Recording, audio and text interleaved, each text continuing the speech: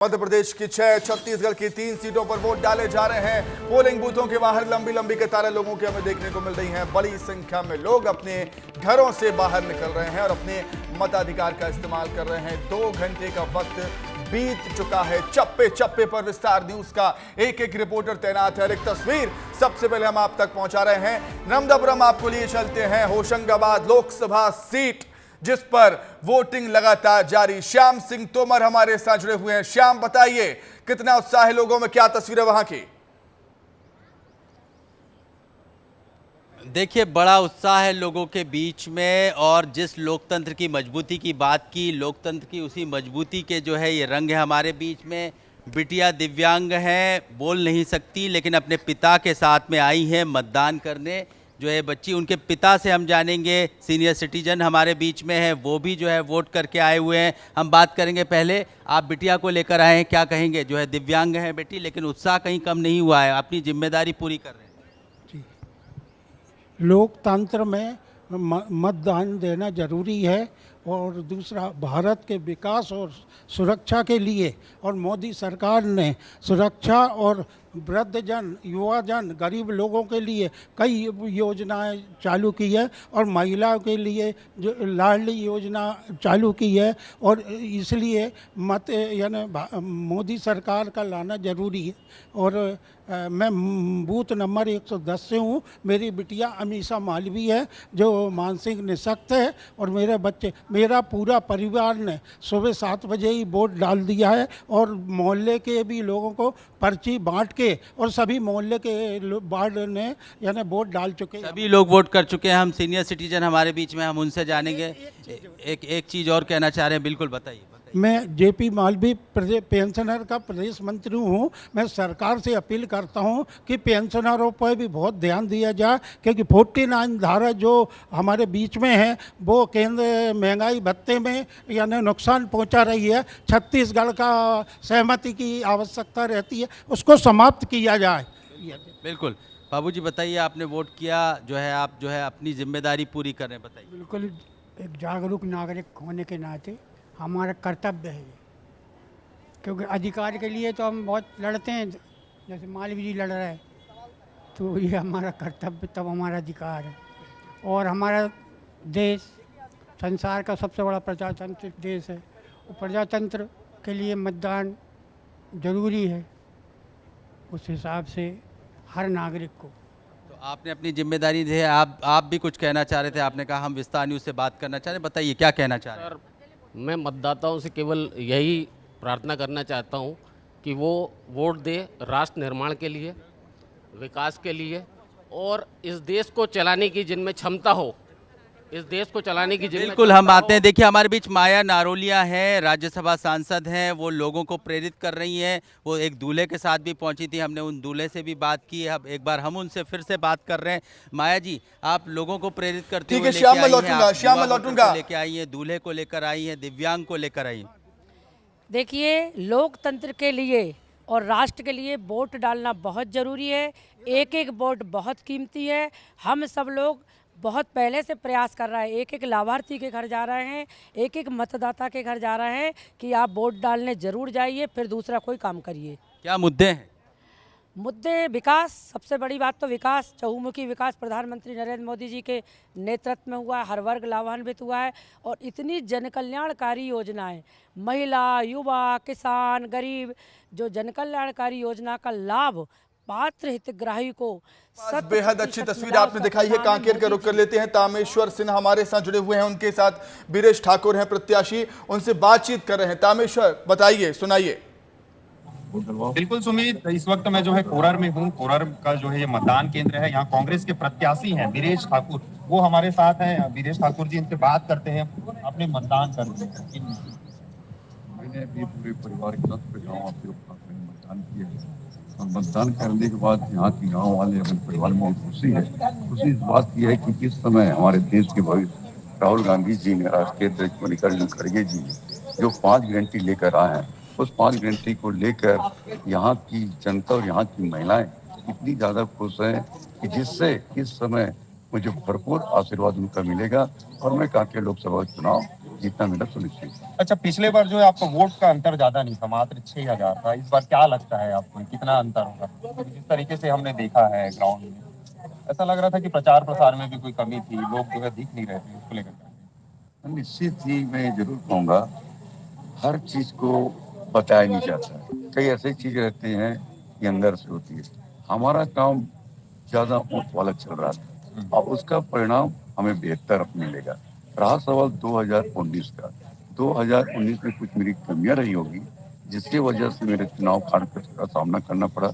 लेकिन अभी 2024 में मैंने जैसे चुनाव हारा, उसके बाद कंटिन्यू पूरे 5 साल तक पूरे 8 विधानसभा में, चाहे पार्टी गतिविधि की बात कहूँ, चाहे व्यक्तिगत बात कहूँ, चाहे स्वाभिमान में, हर केसों को दुख में मैंने खड़ा हुआ है और पार्टी के कार्यक्रम में खड़ा हुआ है, जिसका परिणाम मुझे जीत को लेकर आश्वस्त हैं आप? बिल्कुल जीत को लेकर मैं आश्वस्त हूँ, क्योंकि मेरी यहाँ की जनता, यहाँ कार्यकर्ता का जोर मुझे इस समय ठान है कि कांकेर के प्रत्याशी वीरेश ठाकुर को कम से कम 50 से 1 दी।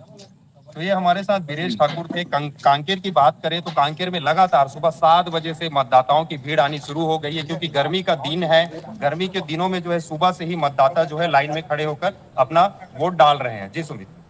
निश्चित तौर पर हम देख रहे हैं लगातार वोटिंग जारी है, बड़ी संख्या में लोग पहुंच रहे हैं। और जैसा कि कांकेर की बात हम यहां पर कर रहे थे, वीरेश ठाकुर हमारे साथ, विवेक तिवारी का हम रुख कर लेते हैं। विवेक हमारे साथ लगातार जुड़े हुए हैं रीवा से। विवेक, क्या कुछ खास बता रहे हैं आप, सुनाइए जरा, बताइए। हम बात करेंगे सर, वोट करने के लिए पहुंचे। हाँ बिल्कुल, मतदान बहुत तेज़ी से हो रहा है, उत्साह दिख रहा है लोगों में।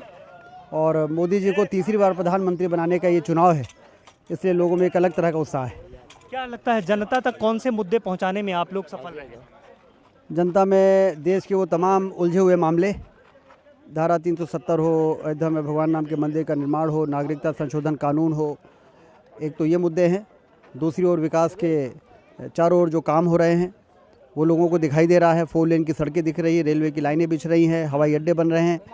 और जनता के कल्याण के काम, किसान सम्मान निधि से लेके आयुष्मान कार्ड से लेके तमाम तरह के ऐसे लोगों के कल्याण के काम, जो लोग अपना इलाज कराने के लिए सक्षम नहीं होते, उनको इलाज कराने के लिए 5 लाख रुपए तक का मुफ्त में कार्ड देना, ये सारे लोगों के दिल और दिमाग में छूने का काम हुआ है।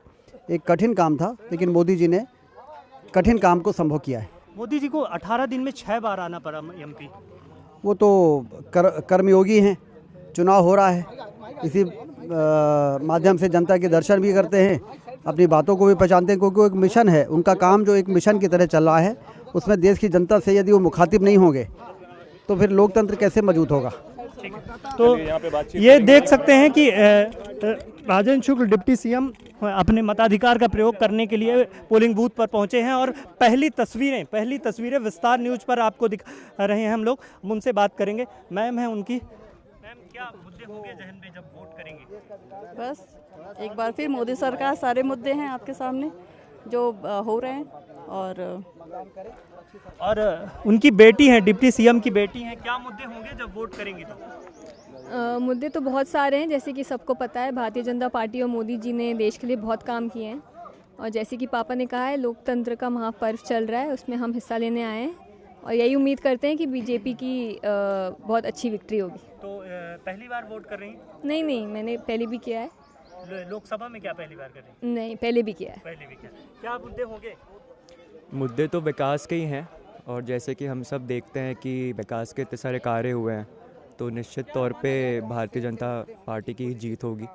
और हाँ, युवा है, क्या एक्सपेक्टेशन सरकार को लेकर करते हैं आप? सरकार से एक्सपेक्टेशंस तो एजुकेशन की फील्ड में ही है हम युवाओं की, और वो भी काम हो रहे हैं बहुत अच्छे से। तो बस जैसे हो रहे हैं वैसे होते रहेंगे, बस हमारी यही उम्मीद है।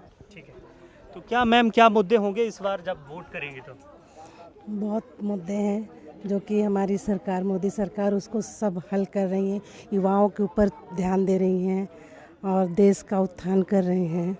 ये हमारे विकास कर रही हैं। तो आप देख सकते हैं कि मध्य प्रदेश के उप मुख्यमंत्री पोलिंग बूथ पर पहुंचे हैं अपने मताधिकार का प्रयोग करने, और उनका पूरा परिवार उनके साथ है जो अपने मताधिकार का प्रयोग कर रहा है। और लोगों से भी ये अपील कर रहे हैं कि लोग पहुंचकर, अपने पोलिंग बूथ पर पहुंचकर, अपने घरों से निकलकर अपने मताधिकार का प्रयोग करें। विस्तार न्यूज़ ने पहली बात की है डिप्टी सीएम राजेंद्र शुक्ल ने, और उन्होंने अपील भी की है कि लोग घरों से निकलकर वोट परसेंटेज को बढ़ाने के लिए और वोटिंग करें। आप तस्वीरें देख सकते हैं, मैं एक बार तस्वीरें चाहूँगा कि दिखाएं। उनका परिवार पोलिंग बूथ की ओर आगे बढ़ रहा है और अपने मताधिकार। तो देखिए, राजेंद्र शुक्ल पहुंचे हुए थे डिप्टी सीएम परिवार के साथ मताधिकार का इस्तेमाल करने के लिए, और यहां पर जनता से भी अपील की है कि वोट करिए, सारे काम छोड़िए, सबसे पहले वोट कीजिए। विस्तार न्यूज़ भी लगातार आपसे अपील कर रहा है कि सबसे पहले अपने घरों से बाहर निकलें, अपने मताधिकार का इस्तेमाल करें, फिर दूसरे काम करें। एक और हॉट सीट आपको लिए चलते हैं छत्तीसगढ़ की राजनांदगांव। अनमोल तिवारी हमारे साथ जुड़े हुए। अनमोल, क्या तस्वीरें हैं, कितना उत्साह है लोगों में वोटिंग को लेकर, दिखाइए, बताइए जरा अनमोल। बिल्कुल सुमित, देखिए राजनांदगांव छत्तीसगढ़ के सबसे हाई प्रोफाइल सीट में से एक है, क्योंकि यहाँ पर पूर्व मुख्यमंत्री भूपेश बघेल चुनाव लड़ रहे हैं। और देखिए, लगातार मैं सुबह से राजनांदगांव में हूँ, जहाँ भी बूथ पे जा रहा हूँ लोगों में काफ़ी उत्साह है मतदान को लेकर। इस वक्त जो हूँ मैं गुरु नानक स्कूल मतदान केंद्र पर हूँ, और हमारे साथ बातचीत करने के लिए जो मोहित गर्ग साहब हैं, एसपी हैं हमारे राजनांदगांव के, वो है। सर, किस तरीके से आज मतदान की तैयारी थी, और जिला प्रशासन की तरफ से खास करके आज मतदान को लेकर के कैसी तैयारी थी? निश्चित तौर पर, क्योंकि राजनांदगांव एक नक्सल प्रभावित जिला है, हमारे करीब 100 से ज़्यादा पोलिंग बूथ ऐसे हैं जो नक्सल संवेदनशील और अति संवेदनशील श्रेणियों में आते हैं। उनको ध्यान में रखते हुए 4,500 से ज़्यादा का बल हम लोगों ने पूरे ज़िले में तैनात किया है, जिसमें 20 से अधिक कंपनियां हैं जो केंद्रीय सशस्त्र बलों की कंपनियां आई हैं। उसके अलावा गोंदिया, जो हमारा एक प्रोमिनेंट बॉर्डर लगता है, 60 किलोमीटर का हमारा बॉर्डर है महाराष्ट्र ज़िले से, उसमें उनकी जो और हमारी मिला के कुल 15 टीम हम लोगों ने कट ऑफ्स में लगाई हैं। 50 से ज़्यादा QRTs पूरे ज़िले में इस समय पेट्रोलिंग कर रही हैं, घूम रही हैं। उसके अलावा हम लोगों के 15 चेक पॉइंट्स हैं जहाँ पे हमने कट ऑफ्स लगाए हैं हमारे बॉर्डर्स के साथ मिलके। साथ ही हमारे जो हमारे डिस्ट्रिक्ट बॉर्डर्स हैं, जैसे कि बालोद, दुर्ग, मोला, मानपुर, खैरागढ़, इनके साथ में भी हम लोगों ने डिस्ट्रिक्ट किए हैं। बिल्कुल सर, लोगों से क्या अपील करेंगे आज? लोगों से हमारी यही अपील है कि बिल्कुल किसी तरह के डर और प्रलोभन में ना आए। ये बहुत बड़ा मताधिकार है जो संविधान हम लोगों को देता है। हम लोग भी अपना मताधिकार इस्तेमाल किए हैं, आप लोग भी अपना मताधिकार इस्तेमाल कीजिए और बिना किसी डर के बाहर आए। देखिए, एसपी साहब के साथ ही हमारे साथ जो राजनांदगांव के कलेक्टर हैं संजय अग्रवाल साहब भी हैं। सर, मैं देख रहा हूं कि सुबह से आप मतदान केंद्र पर अलग अलग जगह जा रहे हैं, निरीक्षण कर रहे हैं, और आप अभी हमारे साथ बातचीत भी कर रहे थे, तो कह रहे थे कि लोगों में काफ़ी उत्साह देख रहे हैं। और राजनांदगांव में किस तरीके की उत्साह देख रहे हैं सर? जैसा राजनांदगांव में सभी बूथों पे हम लोगों को जो सूचना आ रही है, कुछ जगह हम लोग भी गए हैं, सभी जगह लंबी लंबी लाइनें हैं, लोगों में बहुत उत्साह है आज मतदान करने के लिए। हम लोगों ने भी अपना मतदान यहाँ पे किया है, और मतदान केंद्र में जो सुविधाएं हैं वो भी गर्मी को देखते हुए सारी सुविधाएं यहाँ पे है। पानी है, शेड है, कई जगह पे आपको ORS का घोल, ठंडा पानी, ORS का घोल, मठा, छाछ, रसना आदि जो है वो मिलेंगी। मतदान केंद्र की सुविधा, और जैसा एसपी साहब ने बताया कि पूरे ज़िले में सभी जगह मतदान केंद्रों में अच्छी सुरक्षा व्यवस्था है।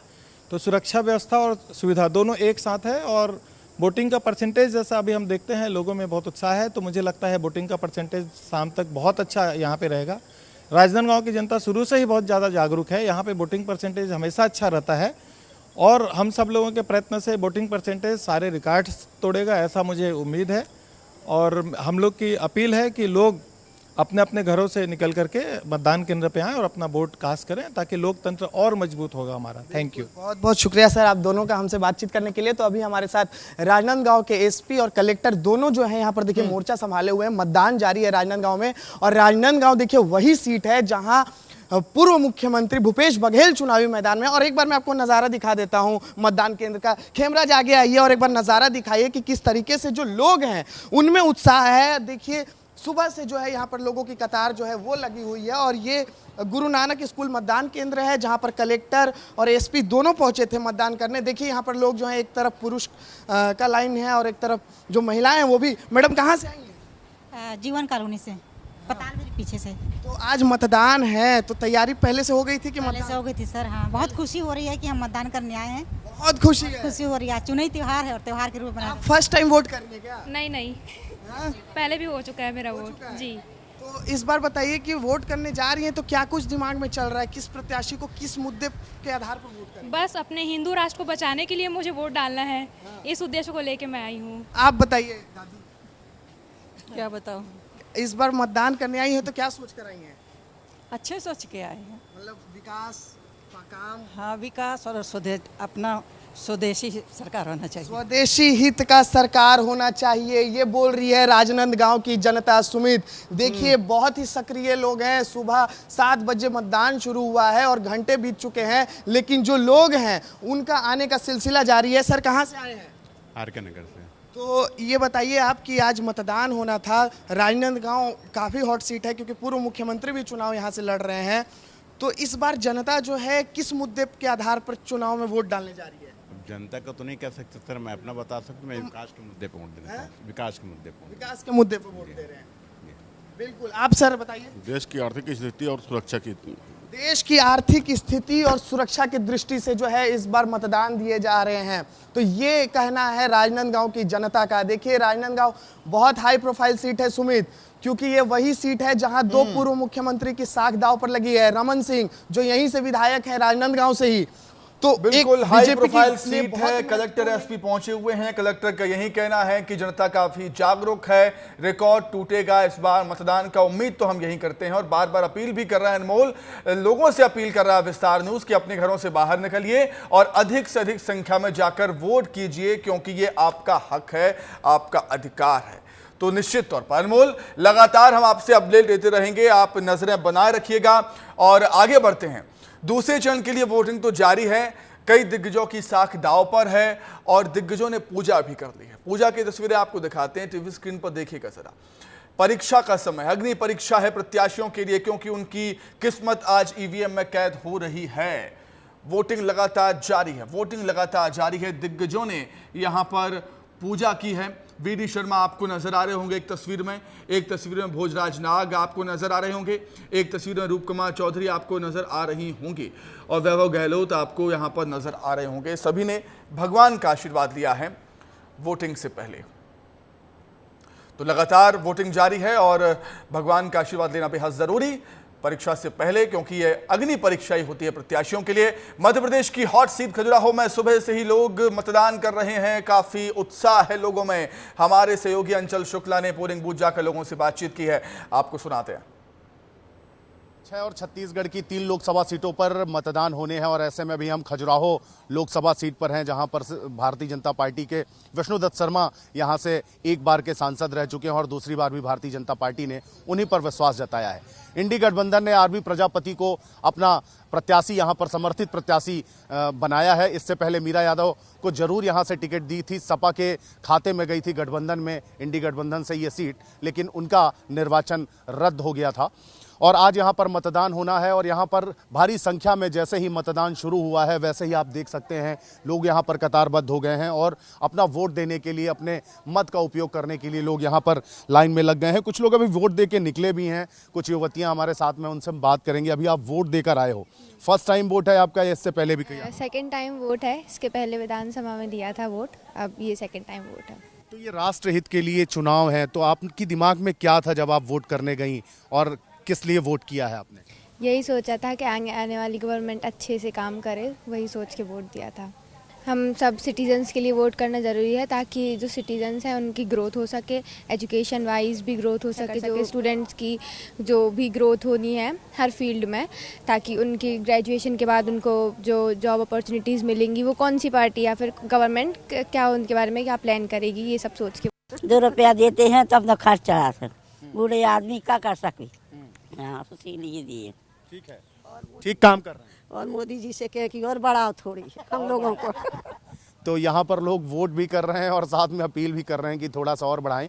ये तो मानता है यहाँ का वोटर, जितना हम देख पा रहे हैं लोगों से बात करने के बाद, कि कहीं ना कहीं भारतीय जनता पार्टी के प्रत्याशी या देश में सरकार भारतीय जनता पार्टी की बनाने के लिए लोग जरूर यहाँ पर कमिटेड नज़र आ रहे हैं और जो वोट करके यहाँ से निकल रहे हैं वो यही कह रहे हैं कि देश हित में हम वोट करके आए हैं और मोदी को वोट करके आए हैं। कैमरा पर्सन दुर्गेश के साथ अंचल शुक्ला, विस्तार न्यूज़। तो खजुराहो से मध्य प्रदेश के संगठन के मुखिया वीडी शर्मा बीजेपी की तरफ से प्रत्याशी हैं और एक तरफा मुकाबला अगर कहा जाए तो गलत नहीं होगा, क्योंकि उनके सामने कोई मजबूत प्रत्याशी खजुराहो में हमें नजर नहीं आता है।